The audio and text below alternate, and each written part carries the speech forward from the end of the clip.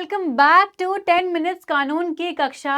2 topics जो हैं अपन लोग कर चुके हैं। आज अपना एक और बहुत ही इंपॉर्टेंट टॉपिक, बहुत ही रिपीटेड टॉपिक, जो एनडी का फेवरेट टॉपिक है, काफी बार पूछा जाता है, सिडिशन अंडर क्रिमिनल लॉ। अब हमारा सिडिशन जो है बहुत ही कंट्रोवर्शियल टॉपिक चल रहा था। जब से हमारा संविधान बना था, उससे भी पहले से जो ईस्ट इंडिया कंपनी का राज चल रहा था, तब से सिडिशन जो है बहुत ही कंट्रोवर्शियल टॉपिक हमारा रहा है। क्यों? क्योंकि कहीं ना कहीं लोग बाग इसको मानते हैं कि ये क्या है, freedom of speech and expression को हैम्पर कर रहा है। तो क्या ये रहना चाहिए, क्या नहीं रहना चाहिए, उसके ऊपर आज अपन लोग जो है वो डिस्कशन करने वाले हैं। और क्या फिलहाल स्टेटस है सिडिशन का, वो अपन देखने वाले हैं। उससे पहले एक बहुत ही इंपॉर्टेंट इंफॉर्मेशन आप लोगों के लिए है कि जो ऑल इंडिया मॉक टेस्ट है, that is free of cost for every students, वो जो है अपना 7 दिसंबर को होने वाला है। तो स्टूडेंट्स, आप अपनी जो एक्चुअल एग्जामिनेशन है उससे पहले ये मॉक टेस्ट देके जो है अपना स्कोर डिटरमाइन कर सकते हैं कि आप कहाँ पे स्टैंड कर रहे हैं। So please enroll yourself, this is free of cost for everyone, 7 December 12 PM। अब आते हैं हम लोग हमारे टॉपिक पे without wasting any time. Sedition जो है वो होता क्या है? देखो, सबसे पहली बात तो हमारे कहाँ दे रखा है, ये 2 क्रिमिनल लॉज आते हैं हमारे पास। पहले हमारे पास था आईपीसी, और अब जो चेंज करके हो चुका है भारतीय न्याय संहिता। आईपीसी के हमारे सेक्शन नंबर 124A में ये दे रखा है। तो मतलब कि इंट्रोड्यूस किया गया था आईपीसी में भी थ्रू अमेंडमेंट। इंट्रोड्यूस क्यों किया गया था?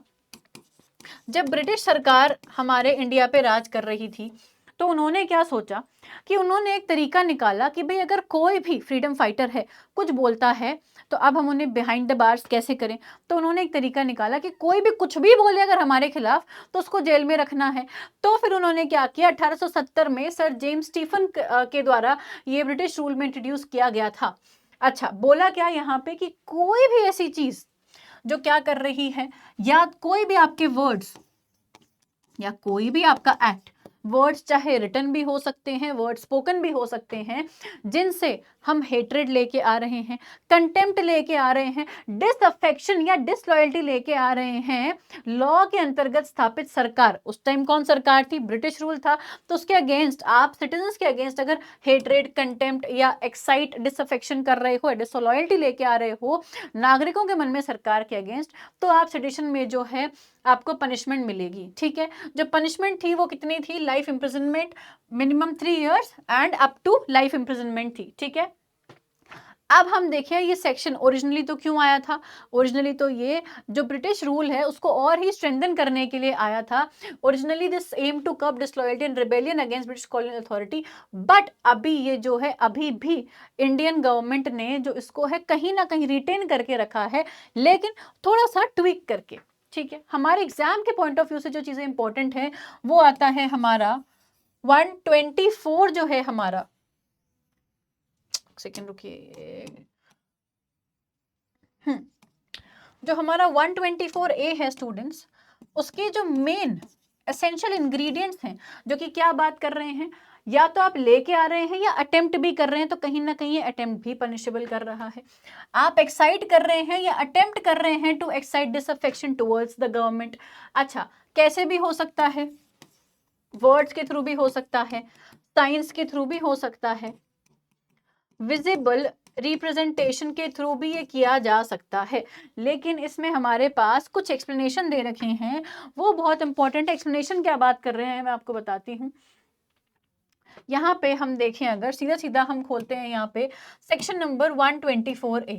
ठीक है, दिखाऊं मैं आप लोगों को, आप लोग अपनी बैराक में भी खोल सकते हैं 124A आईपीसी।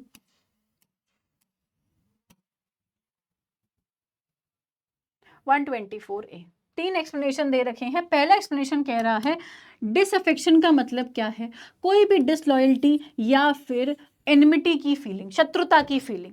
दूसरा क्या बात कर रहा है, ऐसे कमेंट्स जो कि सरकार के कोई भी मेजर्स हैं, डिसअप्रोबेशन कर रहा है सरकार के मेजर्स का, ताकि उनका ऑल्टरेशन करवा सके हम लॉफुल तरीकों से।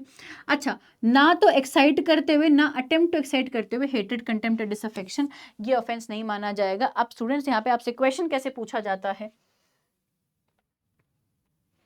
With a view to obtain their alteration by unlawful means यहाँ दे देंगे, और ये छोटी सी चीज़ जो है हम मिस कर जाते हैं, ठीक है। उसके बाद सेकंड ये क्या था, सरकार के मेजर्स। थर्ड हमारा बात कर रहा है comments expressing disapprobation of the administrative या अदर एक्शन ऑफ गवर्नमेंट। यहाँ पे क्या हो रहा है, एडमिनिस्ट्रेटिव एक्शन जो है उसको अगर आप चेंज करने के लिए कोई भी कमेंट करते हो, स्टूडेंट्स जहाँ पे भी वर्ड कमेंट आ जाता है, हम लोग, आप लोगों ने नोटिस किया होगा जब डिफेमेशन पढ़ते हैं तो एक बहुत इंपॉर्टेंट उसमें डिफेंस आता है जो कि क्या बात करता है, फेयर कमेंट का। तो फेयर कमेंट मतलब कि आप क्या कर रहे हो, आप फैक्ट असर्ट नहीं कर रहे हो, आप सिर्फ और सिर्फ अपना व्यू बता रहे हो कि आप ऐसा मानते हो, क्यों मानते हो, ठीक है। ये हमारा 124A था, ठीक है। अब इसके लैंडमार्क केसेस बहुत इंपॉर्टेंट है। सबसे पहला ट्रायल जो हुआ था वो हुआ था queen empress versus Joginder Chandra Bose के केस में। यहाँ पे क्या हुआ था, एडिटर थे, ठीक है, बंगाबासी न्यूज़पेपर के, जिन्होंने एक आर्टिकल पब्लिश किया था जिसमें उन्होंने क्रिटिसाइज किया था एज ऑफ कंसेंट बिल।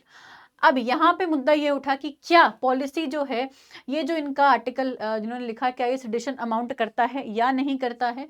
तो कलकत्ता हाई कोर्ट ने अक्विट कर दिया कि भाई सिर्फ अपोलॉजी के बाद, बट फिर भी इसे हम फर्स्ट सेडिशन ट्रायल जो है इंडिया में देखते हैं। फिर उसके बाद आता है हमारे पास क्वीन एम्प्रेस वर्सेस बाल गंगाधर तिलक का जो केस था। यहाँ पे बाल गंगाधर तिलक ने एक स्पीच दी थी और वहाँ पे उन्होंने कुछ ब्रिटिश जो ऑफिसर्स थे उनको, अगर हम देखें कि मर्डर का उन पे कहीं ना कहीं आरोप लगाया था, ठीक है। तो यहाँ पे बोला गया कि भाई क्या ये स्पीच जो है इससे डिसअफेक्शन होता है, अगर होता है तो सेडिशन में आएगा। तो यहाँ पे बॉम्बे हाई कोर्ट ने उनको कन्विक्ट किया और डिसअफेक्शन में डिसलॉयल्टी और एनमिटी की फीलिंग्स जो था उसको एक्सपैंडेड, उसका वर्जन देखते हुए उनको कन्विक्ट किया, ठीक है। फिर आता है अपने पास बाल गंगाधर तिलक को दो बारी, एक 1891 नहीं 1897 में और एक 1908 में जो इन्हें दो बार जो है स्टूडेंट्स बाल गंगाधर तिलक को सेडिशन के अंडर जो है वो कॉन्विक्ट किया था। दूसरा जब इंस्टेंस था वो था जब आर्टिकल जो था, एक जो केसरी न्यूज़पेपर था उसमें एक आर्टिकल पब्लिश किया था इन्होंने ब्रिटिश ऑपरेशन से रिलेटेड, ठीक है। तो यहाँ पे बोला कि क्या ये जो आर्टिकल है ये सेडिशन के अंडर आएगा या नहीं आएगा।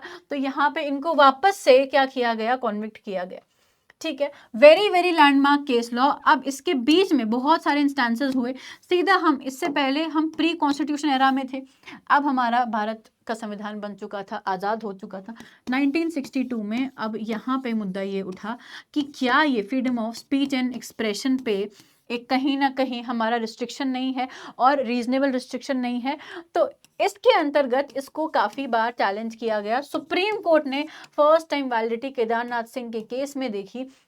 यहाँ पे जो है मुद्दा ये, आपसे अगर पूछते हैं कि कौन सा लैंडमार्क केस लॉ है जिसमें सेडिशन जो है फर्स्ट टाइम चैलेंज किया गया था, उसकी वैलिडिटी चैलेंज की गई थी, तो सुप्रीम कोर्ट की 5 जज बेंच ने यहाँ पे अपहेल्ड किया सेडिशन को। Very very important, unconstitutional declare नहीं किया, लेकिन इसको रेड डाउन किया और बोला कि भाई ये सिर्फ और सिर्फ कब अप्लाई करेगा, जब वायलेंस हो रही है या फिर इंसाइटमेंट हो रहा है। ऐसे रैंडमली आप सेडिशन में किसी को भी बुक नहीं कर सकते हैं, ठीक है। यहाँ पे बोला गया, यहाँ पे जो सिग्निफिकेंस है ये क्या देखी गई कि क्रिटिसिज्म यहाँ पे अलाउड है अगर वायलेंस नहीं होती है तो। चलिए फिर आता है अपने पास Balwant Singh with state of Punjab. यहाँ पे बोला गया कि आप जस्ट बिकॉज आप कुछ स्लोगन्स हैं जैसे कि खालिस्तान जिंदाबाद बोलने से जहाँ पे लोगों के मन में ना कोई डिसअफेक्शन, ना कोई डिसलॉयल्टी, ना कोई वायलेंस आ रही है, तो ये सेडिशन नहीं होता है और सुप्रीम कोर्ट ने यहाँ पे अक्विट कर दिया, ठीक है। अच्छा, आप ये हमारे क्या थे, लैंडमार्क केस लॉस थे। अब हमारे पास आया 2021 के बाद से लेके हमारा 2024 तक का एरा। इसमें सेडिशन पे बहुत बार चर्चा उठी कि क्या ये हमारे जो क्रिमिनल लॉज है उनमें रहना चाहिए या नहीं रहना चाहिए। तो उसको, अब जब हमारा बीएनएस आया उससे पहले सेडिशन को क्या कर दिया गया था, होल्ड पे रख दिया गया था कि अब इसमें कोई भी नया केस जो है वो इंट्रोड्यूस नहीं किया जाएगा, ठीक है। Section was under temporary suspension by the Supreme Court in 2022 due to misuse allegations. उसके बाद फाइनली नाउ अब बीएनएस में जो है ये चेंज कर दिया गया है, ठीक है। बीएनएस में ये कौन से उसमें देखें अगर हम सेक्शन नंबर 152 में इसको चेंज कर दिया गया है, इसका नाम कंप्लीटली चेंज कर दिया गया है। और हमारा जो जून 2025 वाला जो भी एग्जामिनेशन हुआ है उसमें यही आपसे पूछा गया था कि 152 दैट इज सेडिशन जो है वो कहाँ दे रखा है, ठीक है, यहाँ पे जो है 152 का अगर हम कंपैरिजन करें 124 से, तो यहाँ पे दे रखा है acts endangering sovereignty, unity and integrity of India. यहाँ पे देखो कि सेडिशन वर्ड को रिप्लेस करके बोला है कि आप इंडिया की सॉवरेनिटी, यूनिटी, इंटेग्रिटी ये सब थ्रेटन करोगे तो आपको पनिशमेंट मिलेगी। और ये चीज़ें तो हम बहुत, जैसे आईटी एक्ट है उसमें भी ऐसे प्रोविजंस तो दे रखे हैं।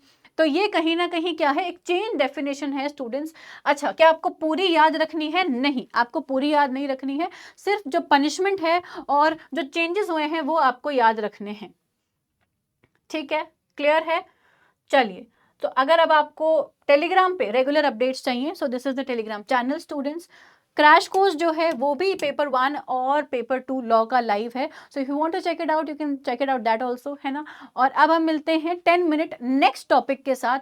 प्लीज कमेंट करके जरूर बताना कि आपको नेक्स्ट सीरीज किस पे चाहिए। मिलते हैं नेक्स्ट क्लास में। Thank you very much.